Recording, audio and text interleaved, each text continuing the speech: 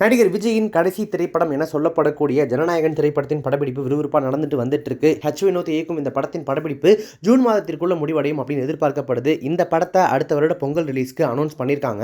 ஜனநாயகன் படம் தொடங்கப்பட்டதில் இருந்தே நடிகர் பாலகிருஷ்ணாவின் பகவந்த் கேசரி தெலுங்கு படத்தோட ரீமேக் தான் இது அப்படின்னு கூறப்பட்டு வந்தது. ஆனால் இது பகவந்த் கேசரி படத்தினுடைய ரீமேக் இல்லையாமா.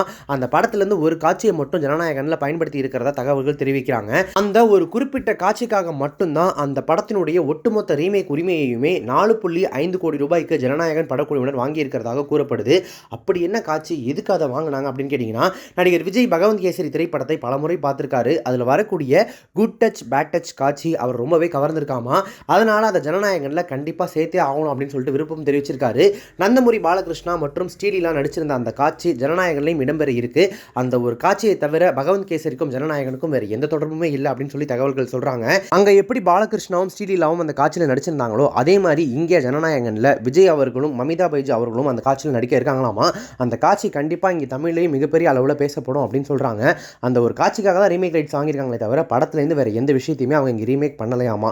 ஸோ இந்த திரைப்படத்தில் தளபதி வெற்றி கொண்டான் அப்படின்ற கேரக்டரில் விஜய் அவர்கள் நடிச்சிட்டு இருக்காரு. தளபதி வெற்றி கொண்டான் அப்படின்ற கதாபாத்திரத்தில் நடிகர் விஜய் நடிச்சிட்டு இருக்கக்கூடிய இந்த திரைப்படத்தில் பூஜா ஹெக்டே தான் அவருக்கு ஜோடியாக நடிச்சிட்டு இருக்காங்க. நம்ம ராக்ஸ்டார் அனிருத் தான் இந்த படத்துக்கு மியூசிக் பண்ணிட்டு இருக்காரு.